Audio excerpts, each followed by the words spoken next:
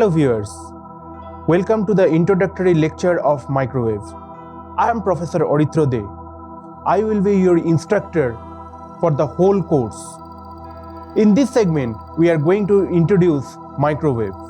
But before discussing microwave, let us discuss the different frequency ranges.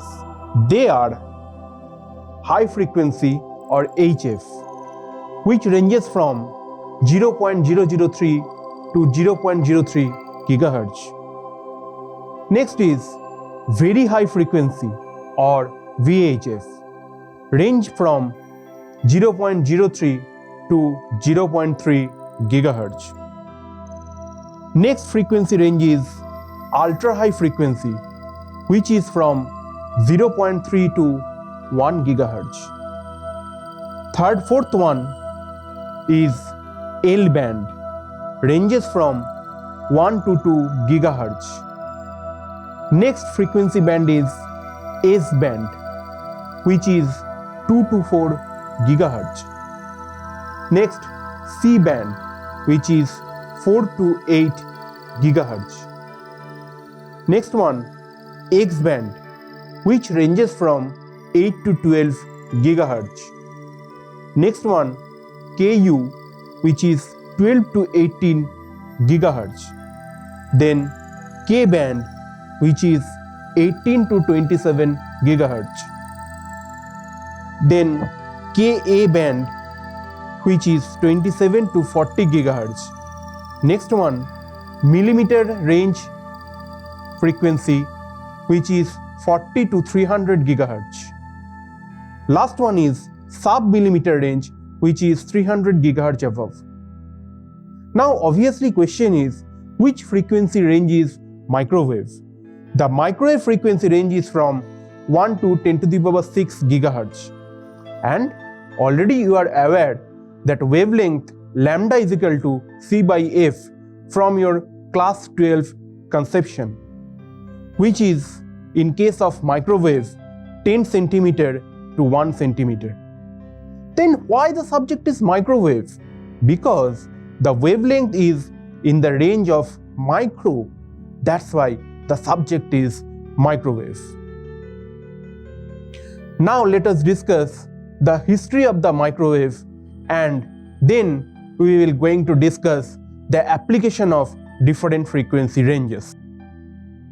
Microwave term started in the year 1845 when Michael Faraday observed that a magnet can affect the polarization of light. In 1865, Maxwell derived his famous equation. Can you remember or tell me what are the Maxwell equation? Well, that we will discuss later. But the very famous Maxwell's equation is curl cross H is equal to J plus del D del T. We will discuss in brief in our later lecture. In 1893, Heinrich Hertz proved the Maxwell equation by using one parabolic antenna, where he observed a spark at the end of the parabolic antenna when a current was flown through this parabolic antenna.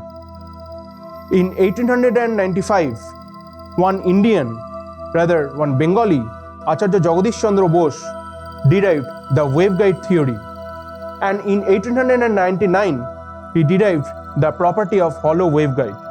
It is said that he is 150 years ahead than his time, and at that time he derived the 5th generation wireless communication. Now we are going to discuss the application of different frequency ranges. When the wavelength is in the order of 10 to the power minus 3, there is a direct path between the transmitter and the receiver, or there may be an indirect path between the transmitter and the receiver. When there is a direct path between the transmitter and the receiver, it is known as line of sight or LOS. And whenever there is indirect path between the transmitter and the receiver, it is known as non-line of sight or NLOS. When the wavelength is in the order of 10 to the power minus 2, This frequency range can be applied as an satellite communication or in wireless communication. When the frequency range is in the order of 10 to the power minus 5, it can be applied as a broadband, where the information is transmitted from transmitter to the receiver through total internal reflection. And when the wavelength is in the order of 10 to the power minus 8, it is known as ultraviolet, which can be used for sauna bath. When the wavelength is 10 to the power minus 10, it is X-ray. Obviously, X-ray has huge application in medical science.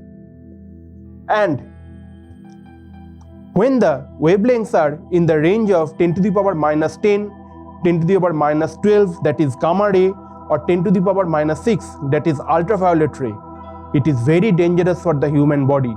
It can burn your cell. It can cause the cell mutation. So it can cause the death at that high frequency. So whenever you are trying to using this high frequency, you have to very careful. So welcome to the world of the microwaves. In our next lecture, we are going to discuss the waveguide and the other components of the microwave. That's all for this segment. Thank you, students. Bye.